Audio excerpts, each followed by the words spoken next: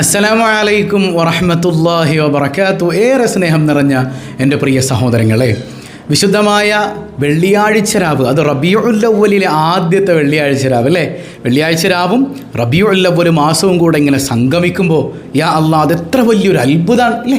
വെള്ളിയാഴ്ചയുടെ പ്രത്യേകത എന്താ? അഷ്റഫുൽ ഖൽഖ് സല്ലല്ലാഹു അലൈഹി വസല്ലമ തങ്ങൾ ആ രാവിലും പകലിലും നമ്മൾ നേരിട്ട് വീക്ഷിക്കുന്ന നിമിഷങ്ങളാണത് അല്ലേ? മുത്തുനബി സല്ലല്ലാഹു അലൈഹി വസല്ലമ തങ്ങൾ നമ്മൾ ചൊല്ലുന്ന സ്വലാത്തുകൾ ഇങ്ങനെ നേരിട്ട് വീക്ഷിക്കുന്ന അതിമനോഹരമായ നിമിഷങ്ങൾ, നമ്മൾ ചൊല്ലുന്ന സ്വലാത്തുകൾ ആരംഭപ്പൂവായ സല്ലല്ലാഹു അലൈഹി വസല്ലമ തങ്ങൾ നേരിട്ട് കാണുന്ന നിമിഷങ്ങൾ. ആ സ്വലാത്ത് ചൊല്ലിക്കൊണ്ട് നമ്മുടെ കാര്യങ്ങളൊക്കെ റബ്ബിനോട് പറഞ്ഞാൽ നമുക്ക് വേണ്ടി മുത്തുനബി അള്ളാഹുവിനോട് ശുപാർശ ചെയ്യില്ലേ? പടച്ച റബ്ബ് അത്തരം മുഅ്മിനീങ്ങളിൽ നമ്മെ ഉൾപ്പെടുത്തി അനുഗ്രഹിക്കുമാറാകട്ടെ. ഈ പരിശുദ്ധമായ വെള്ളിയാഴ്ച രാവിലെ അഷ്റഫുൽ ഖൽഖ് സല്ലല്ലാഹു അലൈഹി വസല്ലമ തങ്ങളുടെ അല്പം മദ്ഹ് ചൊല്ലി അരമണിക്കൂർ സമയം കൊണ്ട് നമുക്കൊന്ന് ദുആ ചെയ്യണം. ഒരുപാട് സങ്കടങ്ങൾ അനുഭവിക്കുന്നവരുണ്ട്, ജീവിതത്തിൽ വല്ലാതെ പ്രതിസന്ധികളിലൂടെ കടന്നു പോകുന്നവരുണ്ട്. എല്ലാവർക്കും അള്ളാഹു സമാധാനവും സന്തോഷവും നൽകി അനുഗ്രഹിക്കട്ടെ. അക്കൂട്ടത്തിൽ വളരെ പ്രാധാന്യത്തോടെ പറയാനുള്ളത്, ഈ റബീഉൽ അവ്വൽ 12-ന്റെ അന്ന് ഇൻഷാ അല്ലാഹ് 1 കോടി സ്വലാത്ത് അഷ്റഫുൽ ഖൽഖ് സല്ലല്ലാഹു അലൈഹി വസല്ലമ തങ്ങൾക്ക് നമുക്ക് ഹദിയയായി നൽകണം. അപ്പോൾ എല്ലാവരും അത് ഏറ്റെടുത്ത് ചൊല്ലുക ഇൻഷാ അല്ലാഹ്. ഞാൻ പറഞ്ഞതുപോലെ റബീഉൽ അവ്വൽ 10-നോ 11-നോ നമ്മുടെ ഗ്രൂപ്പിൻ്റെ ലിങ്ക് എല്ലാവർക്കും തന്നിട്ട് അതിലേക്ക് ആഡ് ചെയ്യുകയും ആ ഗ്രൂപ്പിലൂടെ നിങ്ങൾക്ക് എണ്ണം അറിയിക്കാൻ കഴിയുകയും ചെയ്യും. ഇൻഷാ അല്ലാഹ് വിജയിക്കുന്ന ഒരാൾക്ക് ഒരു സ്വർണ്ണ നാണയം സമ്മാനമുണ്ട്, മുത്തുനബി തങ്ങളുടെ പേരിലുള്ള സമ്മാനം. അല്ലാഹു റബ്ബുൽ ആലമീൻ അർഹരായവരിലേക്ക് അത് എത്തിക്കുമാറാകട്ടെ. മറ്റു പ്രോത്സാഹന സമ്മാനങ്ങളും കാത്തിരിപ്പുണ്ട്. അല്ലാഹു അതെല്ലാം അർഹരായവരിലേക്ക് എത്തിച്ചു നൽകുമാറാകട്ടെ. നമുക്ക് ഈ മജ്ലിസ് ഭംഗിയായി നടത്തണം. റബീഉൽ അവ്വൽ 1 മുതൽ ഇന്നലെ മുതൽ നമ്മൾ തുടങ്ങിയില്ലേ? റബീഉൽ അവ്വൽ 30 വരെ തുടർച്ചയായിട്ട് മുത്തുനബിയുടെ മൗലിദ് നമ്മുടെ വീട്ടിൽ നടക്കണം. അത് ഈ റസാ വ്ലോഗ്സ്, സ്വബാഹുൽ ഖൈറിൻ്റെയും റസാ വ്ലോഗ്സിൻ്റെയും കുടുംബത്തിലൂടെ ആകട്ടെ. അങ്ങനെ ആകുമ്പോൾ ഒരുപാട് ആളുകളുടെ പ്രാർത്ഥന നമുക്ക് ലഭിക്കുകയാണ്. ഇതിലൂടെ നമ്മുടെ വീട്ടിലേക്ക് സമാധാനം എത്തുകയാണ്. അള്ളാഹു തൗഫീക്ക് നൽകി അനുഗ്രഹിക്കുമാറാകട്ടെ. നമുക്ക് മൗലിദിലേക്ക് കടക്കാം. ഏറ്റവും മനോഹരമായ ശറഫലന മൗലിദ്, അതിൻ്റെ ആദ്യത്തെ ഒരു ഹിക്കായത്തും അഷ്റഖ ബൈത്തും ചൊല്ലിയിട്ട് നമുക്കങ്ങ് ദുആ ചെയ്യണം.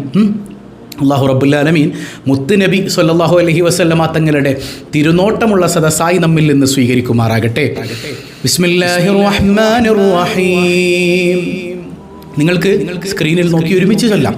ഒരുമിച്ച് നമുക്ക് ചൊല്ലിയിട്ട് മുത്തുനബി സല്ലല്ലാഹു അലൈഹി വസല്ലമ തങ്ങളുടെ ബറക്കത്ത് കൊണ്ട് അല്ലാഹുവോട് ചോദിക്കണം.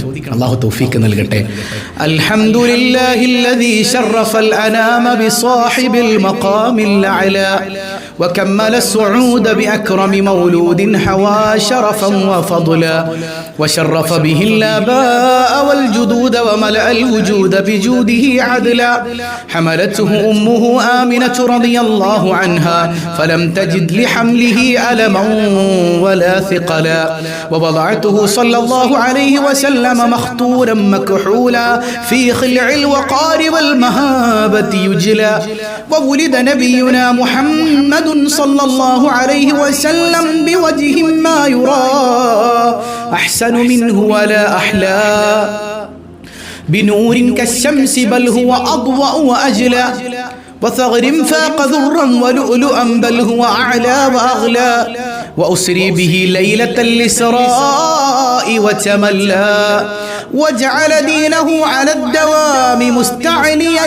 لا مستعلا وذكره على ممر الأيام يقرر ويتلى أشرقت لمولده الحنادس شرقا أشرقت لمولده الخنادس شرقا وغربا وضعرا وسهلا وخرت لمولده الأصنام من أعلى المجالس خضوعا وذلا وارتج إيوان كسرى وهو جالس فعدم القوم نطقا وعقلا وخمدت نار فارس وتبدد ملكهم جمعا وشملا وزخرفت الجنان ليلة مولده واطلع الحق وتجلى ونادت الكائنات من جميع الجهات أهلا وسهلا ثم أهلا وسهلا صلى الله على محمد صلى الله عليه وسلم صلى الله على محمد صلى الله عليه وسلم صلى الله على محمد യാ റബ്ബി സ്വല്ലി വസല്ലിം. നമുക്കൊരുമിച്ച് ബൈത്തുകൾ ചൊല്ലണം. സ്ക്രീനിൽ നോക്കിയിട്ട് മനസ്സറിഞ്ഞുകൊണ്ട് മുത്ത് ഹബീബിന്റെ മദ്ഹ് ചൊല്ലാം. അല്ലാഹു സ്വീകരിക്കുമാറാകട്ടെ. بشهر ربيع قد بدا نوره الأعلى فيا حبذا بدر بذاك الحيما يجلى الله الله الله الله الله الله الله الله عليه توكلوا أنارت به الأكوان شرقا ومغربا وأهل السماء قالوا له مرحبا أهلا الله الله الله الله الله الله الله الله عليه توكلوا وألبس ثوب النور عزا ورفعة فما مثله في خلعة الحسن يستجلى الله الله الله الله الله الله الله الله عليه توكلوا ولما رآه البدر حار لحزنه وشاهد منه بهجة تسلب العقلا الله الله الله الله الله الله الله عليه توكلوا وأطفئ نور الشمس من نور وجهه فلله ما أبهى ولله ما أحلى الله الله الله الله الله الله الله الله الله عليه توكلوا آيا مولد المختار جدت شوقنا إلى خير مبعوث جليل حوى الفضل صلاة وتسليم وأزكى تحياتي على المصطفى المختار خير البرية وسعدا مقيما بافتخار بمولدي له خبر عن حسنه أبدا يتلى صلاة وتسليم على المصطفى المختار خير البرية سألنا إله العرش يرحمنا به ويغفر لنا ذنبا ويجمع به شملا صلاة وتسليم وأزكى تحياتي على المصطفى المختار خير البرية عليه صلاة الله محبة الصبا وما صار حاد بنيا قيل المعلى صلاة وتسليم وأزكى تحياتي على المصطفى المختار خير البرية സ്വല്ലു അലൽ ഹബീബ് അല്ലാഹുമ്മ സ്വല്ലി വസല്ലിം വബാരിക് അലൈഹി. അല്ലാഹു കബൂൽ ചെയ്യുമാറാകട്ടെ. ഇൻഷാ അല്ലാഹ് നമുക്ക് അഷ്റഖ ബൈത്തിലേക്ക് കടക്കണം. പിന്നെ ഒരുപാട് ആളുകൾ നമ്മുടെ മജ്ലിസിലേക്ക് ഹദിയകൾ ചെയ്തിട്ടുണ്ട്. പ്രത്യേകിച്ച് നമുക്കറിയാം റബീഉൽ അവ്വലിൽ പ്രത്യേകിച്ച് മുത്തുനബി സല്ലല്ലാഹു അലൈഹി വസല്ലം തങ്ങളുടെ പേരിൽ നമ്മൾ ഹദിയകൾ ചെയ്യുമ്പോൾ അതിന് വലിയ പ്രത്യേകതയുണ്ട്. മുത്തുനബിയുടെ തിരുനോട്ടത്തിന്, പ്രത്യേകിച്ച് വെള്ളിയാഴ്ച രാവാകുമ്പോൾ അതിന് സാധ്യതകൾ ഏറെയാണ്. ഈ റബീഉൽ അവ്വലിൽ ഒരുപാട് പ്രയാസങ്ങൾ അനുഭവിക്കുന്ന ആളുകൾ നമ്മളോട് പല സങ്കടങ്ങൾ പറഞ്ഞിട്ടുണ്ട്. അവരിലേക്കൊക്കെ ഈ റസാ വ്ലോഗ്സ് കുടുംബത്തിൻ്റെ ഒരു സഹായം എത്തിച്ചു കൊടുക്കാൻ കഴിയണം. പലപ്പോഴും പല ആളുകളിലേക്ക് നമ്മൾ സഹായം എത്തിക്കുന്നത് നിങ്ങൾ നൽകുന്ന ഹദിയകളിലൂടെയും മറ്റു പലരും നമ്മുടെ ട്രസ്റ്റ് വഴിയൊക്കെ സഹായിക്കുന്നതിലൂടെയാണ്. ഒരുപാട് ആളുകളുടെ കണ്ണുനീർ തുടയ്ക്കാൻ നമുക്ക് പറ്റിയിട്ടുണ്ട്. അല്ലാഹു റബ്ബുൽ ആലമീൻ അതൊക്കെ നിലനിർത്താൻ തൗഫീക്ക് നൽകട്ടെ. അവരുടെയൊക്കെ ആ ഒരു കണ്ണീര് മതി അല്ലേ. നമ്മൾ ഓരോ ദിവസവും നമ്മളെ കൊണ്ട് കഴിയുന്നത് പോലൊരു ഹദിയ നമ്മൾ ചെയ്യുമ്പോൾ അത് ഏതൊരു മനുഷ്യൻ്റെ കണ്ണീരാണ് ഒപ്പുന്നത് നമുക്കറിയില്ല. അയാളുടെ ആ കണ്ണുനീര് മതി പടച്ച റബ്ബ് നമ്മുടെ ആവശ്യങ്ങളൊക്കെ നിറവേറ്റി തരാൻ ഇല്ലേ. അല്ലാഹു റബ്ബുൽ ആലമീൻ അത് നിറവേറ്റി തരുമാറാകട്ടെ. ഇൻഷാ അല്ലാഹ് നമുക്ക് അഷ്റഖ ബൈത്തൊന്ന് മനസ്സറിഞ്ഞ് ചൊല്ലണം. അഷ്റഖ ബൈത്ത് ചൊല്ലിയിട്ട് മനസാന്നിധ്യത്തോടുകൂടെ ഈ വെള്ളിയാഴ്ച രാവിലെ നമുക്കൊന്ന് ദുആ ചെയ്യണം. അല്ലാഹു റബ്ബുൽ ആലമീൻ നമ്മിൽ നിന്ന് കബൂൽ ചെയ്യുമാറാകട്ടെ.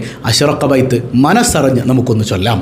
أشرق البدر علينا فاختفت منه البدور مثل حسنك ما رأينا قد يا وجه سروري صلى الله على محمد صلى الله عليه وسلم صلى الله على محمد صلى الله عليه وسلم أنت شمس أنت بدر أنت نور فوق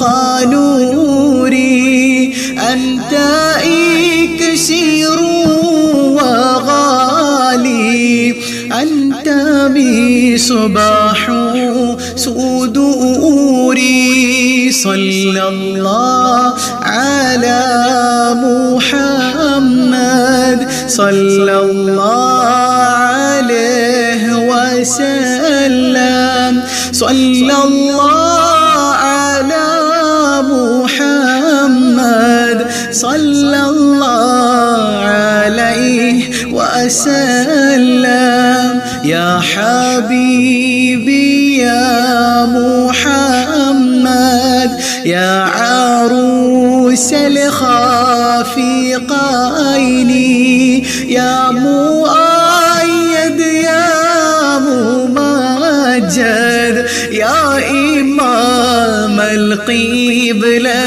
القبلتين صلى الله على محمد صلى الله عليه وسلم صلى الله على محمد صلى الله عليه وسلم من رأى وجهك يسعد يا كريم الوالدين حوضك صفي المبرد وردنا يوم نشوري صلى الله على محمد صلى الله عليه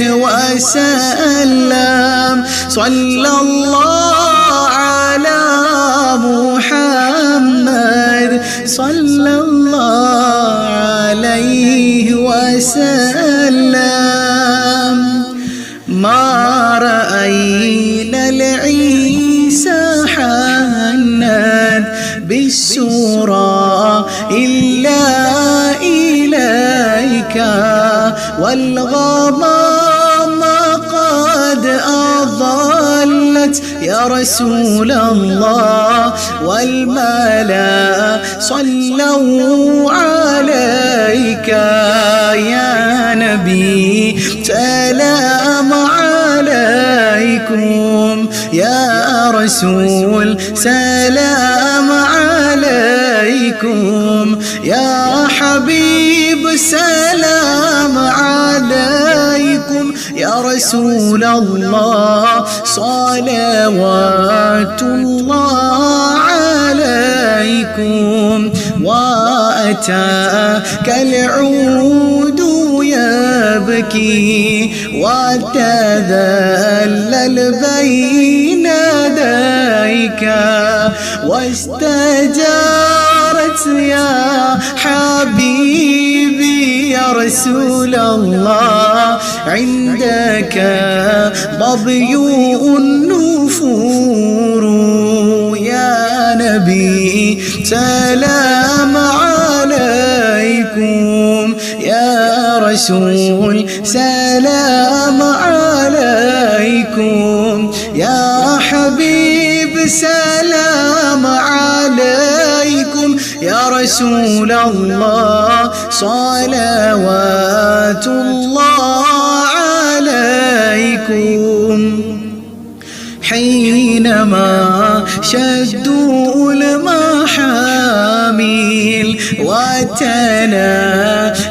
لي الرحيل جئتهم والدمع سائل يا رسول الله قلت قيف لي يا دليل يا نبي سلام عليكم يا رسول سلام عليكم يا حبيب سلام عليكم يا رسول الله صلوات الله عليكم وتحمل لي رسائل أيها الشوق الجزيل الله نحوها تلك المنازل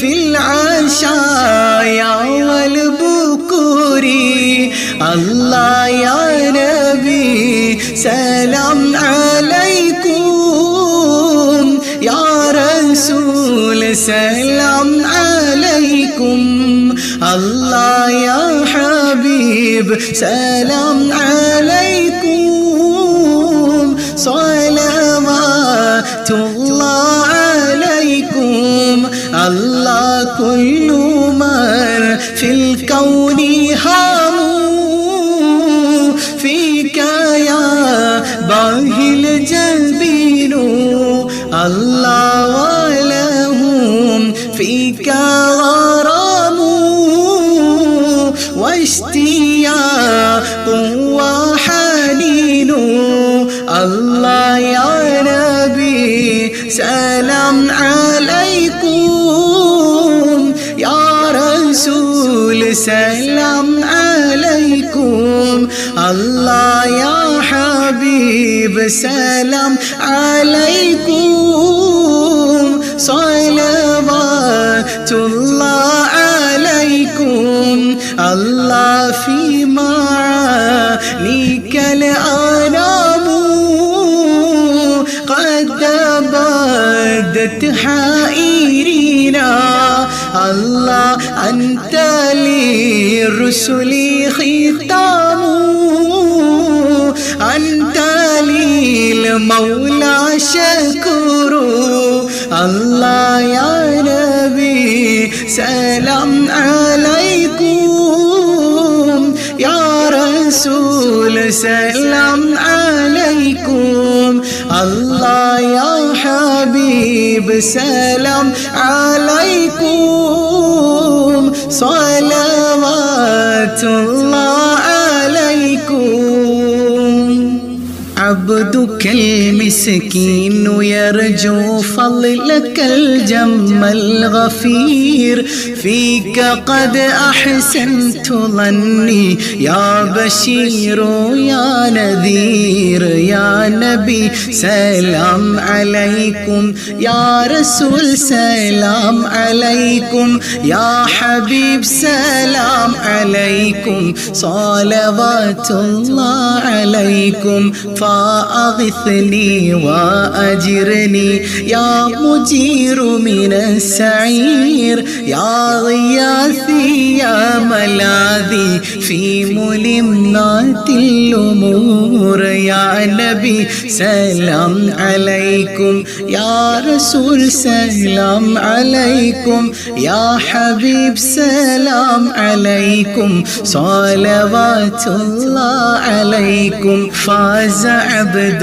قد تملى وانجلى عنه الهموم فيك يا بدر تجلى فالك الوصف الحسين يا نبي سلام عليكم يا رسول سلام عليكم يا حبيب سلام عليكم صلوات الله عليكم ليس أزكى منك أصلا قدت يا جد الحسين فعليك الله صلى دائما طول الدهور يا نبي سلام عليكم يا رسول سلام عليكم يا حبيب سلام عليكم صلوات الله عليكم يا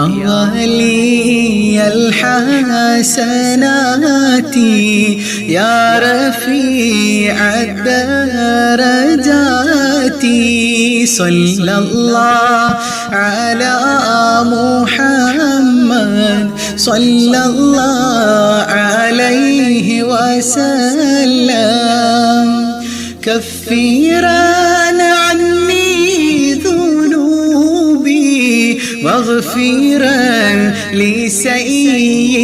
لسيئاتي صلى الله على محمد صلى الله عليه وسلم أنت غفار الخطايا والذنوب الموبقات صلى الله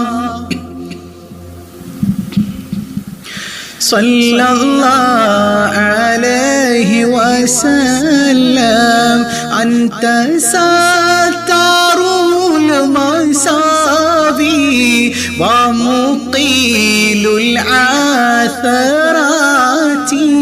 صلى الله على محمد صلى الله عليه وسلم عليم سري وأخفى مستجيب الدعوات صلى الله على محمد صلى الله عليه وسلم ربنا ارحمنا جميعا بجميع الصالحات صلى الله على محمد صلى الله عليه وسلم തങ്ങൾ ശഫാഅത്തല്ലാതെ ഞങ്ങളിലില്ല തണിയേ ربنا ارحمنا جميعا بجميع الصالحات آمين آمين آمين آمين آمين يا رب العالمين. അള്ളാഹു കബൂൽ ചെയ്യുമാറാകട്ടെ. മുത്തുനബിക്ക് സ്വാഗതമോദിക്കൊണ്ട് അഷ്റഖ ബൈത്ത് നമ്മൾ ചൊല്ലിയിട്ടുണ്ട്. അല്ലാഹു റബ്ബുൽ ആലമീൻ അഷ്റഫുൽ ഖൽക്കിൻ്റെ തിരുനോട്ടത്തിന് ആ മൗലിദ്, ആ ഒരു ബൈത്ത് അല്ലാഹു കാരണമാക്കി തീർക്കുമാറാകട്ടെ.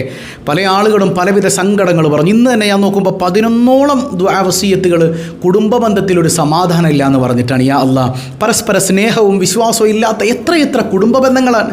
എല്ലാവർക്കും റബ്ബേ നീ സമാധാനം നൽകണേ തമ്പുരാനെ. നമ്മുടെ വീട്ടിൽ മനസ്സറിഞ്ഞ് നിങ്ങൾ മൗലിദ് ഓതിക്കോ. ഇന്ന ബൈതൻ അൻത സാകിനുഹു ലൈസ മുഹ്താജൻ ഇലാ സുറുജി സ്വല്ലി റബ്ബൽ ആലമീന അലാ സയ്യിദിൽ കൗനൈനി വസുറുജി. മുത്തുനബി ഒരു വീട്ടിലുണ്ടോ, മുത്തുനബിയുടെ മദ്ഹ് ഒരു വീട്ടിലുണ്ടോ, ആ വീട്ടിൽ സമാധാനമുണ്ടത്രേ. മുത്തുനബിയുടെ മദ്ഹ് വീട്ടിലുണ്ടോ, സമാധാനം ഉറപ്പാണ്. അല്ലാഹു ആ സമാധാനം ആസ്വദിക്കാൻ നമുക്ക് തൗഫീക്ക് ചെയ്യട്ടെ. അല്ലാഹു തൗഫീക്ക് നൽകട്ടെ. 11 തവണ ഒന്ന് മനസ്സറിഞ്ഞ് ചൊല്ലിക്കുക. ഈ ഇസ്മ് പരസ്പരം മനസ്സുകൾക്കിടയിൽ സ്നേഹം ഉണ്ടാക്കുന്നതാണ്.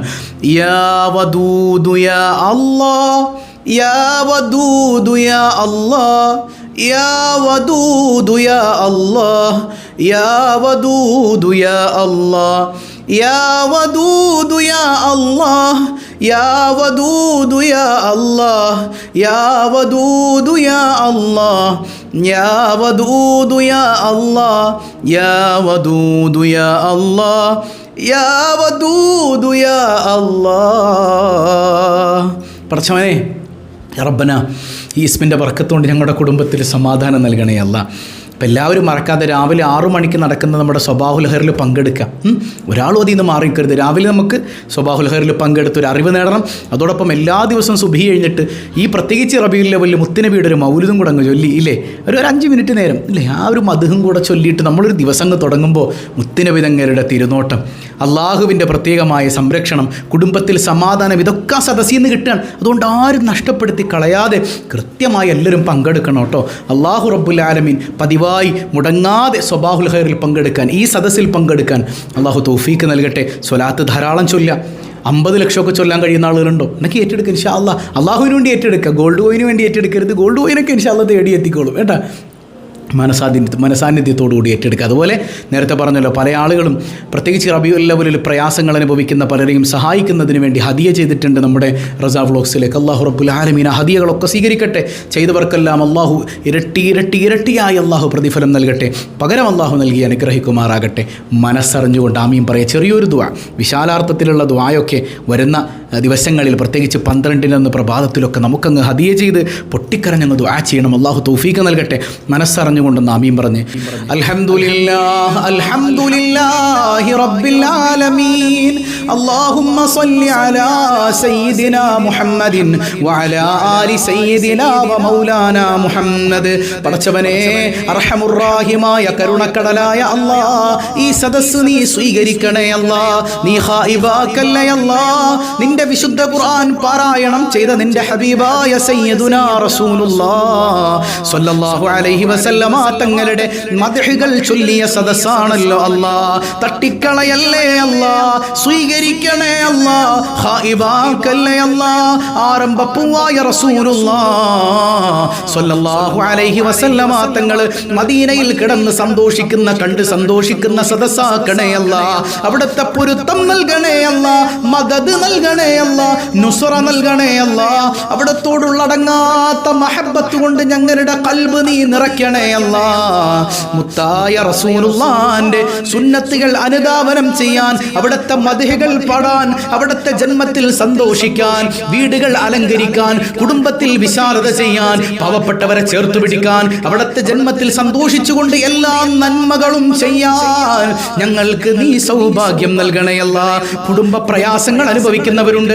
റസൂലുള്ളാഹി സ്വല്ലല്ലാഹു അലൈഹി വസല്ലമ തങ്ങളുടെ മദദ് കൊണ്ട് സമാധാനം നൽകണേ അല്ലാഹ്, ഐക്യം നൽകണേ അല്ലാഹ്. ഞങ്ങളുടെ കുഞ്ഞുമക്കളെ നന്നാക്കണേ അല്ലാഹ്, ശോഭനമായ ഭാവി നൽകണേ അല്ലാഹ്, അദബുള്ള മക്കളാക്കണേ അല്ലാഹ്, മാതാപിതാക്കളോട് പൊരുത്തമുള്ള മക്കളാക്കണേ അല്ലാഹ്, മാതാപിതാക്കൾക്ക് നേരെ കൈയും കാലും ഉയർത്തുന്ന മക്കളാക്കല്ലേ അല്ലാഹ്.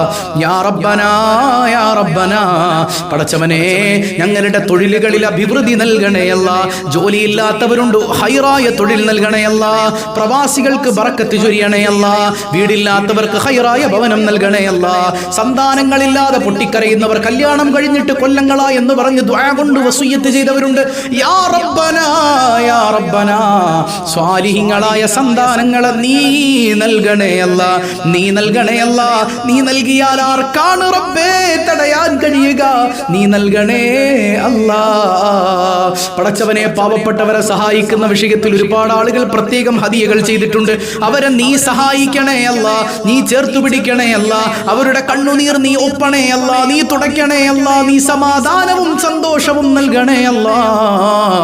യാ റബ്ബനാ യാ റബ്ബനാ, കരുണക്കടലായ റബ്ബേ, നിന്റെ ഹബീബിനോടുള്ള അതിരറ്റ മഹബത്ത് കൊണ്ട് ഞങ്ങളുടെ ഖൽബ് നന്നാക്കണേ അല്ല. സ്വലാത്തിലൂടെ നടക്കാൻ തൗഫീക്ക് നൽകണേ അല്ല. ഞങ്ങൾക്ക് ഏറ്റവും നല്ല വഴികാട്ടിയായി സ്വലാത്തിനെ നീ മാറ്റി തീർക്കണേ അല്ല. ധാരാളം ധാരാളം സ്വലാത്തുകൾ ചൊല്ലി ആരംഭപ്പൂവിന്റെ ഹൃദയത്തിൽ ഒരിടം പിടിക്കാൻ ഞങ്ങൾക്ക് സൗഭാഗ്യം നൽകണേ അല്ല. കരുണക്കടലായ കരുണാവാരിധിയായ റബ്ബേ, റഹ്മാനായ റഹീമായ അല്ലാ, സിഹറുകൾ കണ്ണേറുകൾ ബാത്തുലാക്കണേ അല്ല. വീടില്ലാതെ വേദനിക്കുന്നവർ, വീട് നിർമ്മാണത്തിലിരിക്കുന്നവർ പൂർത്തീകരിക്കാൻ, എത്രയും പെട്ടെന്ന് ഹൈറായ ഒരു വീട്ടിൽ താമസിക്കാൻ തൗഫീക്ക് നൽകണേ അല്ല. വിവാഹപ്രായമെത്തിയവരുണ്ട്, അനുയോജ്യരായ ഇണകളെ നൽകണേ അല്ല. രണ്ടാമതൊരു കുഞ്ഞിന് വേണ്ടി കാത്തിരിക്കുന്നവരുണ്ട്, സ്വാലിഹീങ്ങളായ ധാരാളം ധാരാളം സന്താനങ്ങളെ നീ ഞങ്ങൾക്ക് നൽകണേ അല്ല. അർഹമുർറാഹിമായ കരുണക്കടലായ റബ്ബേ, പടച്ചവനെ, ഞങ്ങളിൽ നിന്ന് മരണപ്പെട്ടു പോയ മാതാപിതാക്കൾ, ബന്ധുമിത്രാദികൾ, സഹോദരങ്ങൾ, ഇണകൾ തുടങ്ങി സന്താനങ്ങൾ, ഞങ്ങളുമായി ബന്ധപ്പെട്ട പല ആളുകളും ഇന്ന് ഖബറിലാണ്. യാ റബ്ബനാ യാ റബ്ബനാ, ഞങ്ങളുടെ സുഹൃത്തുക്കളിൽ, കൂട്ടുകുടുംബാദികളിൽ പലരും ഇന്ന് ഖബറിലുണ്ട്. എല്ലാവർക്കും മഗ്ഫിറത്ത് നൽകണയല്ല. ഖബറിൽ പ്രയാസങ്ങൾ ഉണ്ടെങ്കിൽ ഈ സദസ്സിന്റെ ബറക്കത്ത് കൊണ്ട് ദൂരീകരിക്കണയല്ല. ആരംഭപ്പൂവായ റസൂലുള്ളാഹിന്റെ തിരുനോട്ടം നീ നൽകണയല്ല. എപ്പോഴാണ് ഞങ്ങൾ ഭരിക്കുന്നതെന്നറിയില്ല റബ്ബേ. ഈമാൻ സലാമത്താക്കണയല്ല. പെട്ടെന്ന് വിളിക്കല്ലേ അല്ലാ, പെട്ടെന്ന് വിളിക്കല്ലേ അല്ലാ. ഞങ്ങളുടെ കുഞ്ഞുങ്ങളെ യതീമുകളാക്കല്ലേ അല്ലാ. ഞങ്ങൾ ജീവിച്ചിരിക്കുമ്പോൾ ഞങ്ങളുടെ പൊന്നുമക്കളുടെ ജനാസ കാണേണ്ട ദുരവസ്ഥ നൽകല്ലേ അല്ലാ. ഞങ്ങളെയും ഞങ്ങളിൽ നിന്ന് വിട പറഞ്ഞവരെയും ആരംഭപ്പൂവായ റസൂലുള്ളാഹി സ്വല്ലല്ലാഹു അലൈഹി വസല്ലമ തങ്ങളോടൊപ്പം നിന്റെ കാരുണ്യം കൊണ്ട് നീ ഒരുമിപ്പിക്കണേ അല്ലാ. പലരും മദീനയിൽ നിന്നുകൊണ്ട് ഈ സദസ്സ് കാണുന്ന വിവരം അറിയിച്ചിട്ടുണ്ട്. യാ റബ്ബനാ യാ റബ്ബനാ, വല്ലാത്ത കൊതിയാണ് പലയാവർത്തി മദീനയിലെത്താൻ. തൗഫീക്ക് നൽകണേ അല്ലാ, നീ തൗഫീക്ക് നൽകണേ അല്ലാ. അർഹമുർറാഹിമായ റബ്ബേ, പടച്ചവനെ, നീ സ്വീകരിക്കണേ അല്ലാ, നീ സ്വീകരിക്കണേ അല്ലാ. റബ്ബനാ തഖബ്ബൽ മിന്നാ ഇന്നക അൻതസ് സമീഉൽ അലീം. ആമീൻ ആമീൻ ബിറഹ്മതിക യാ അർഹമർ റഹീമീൻ.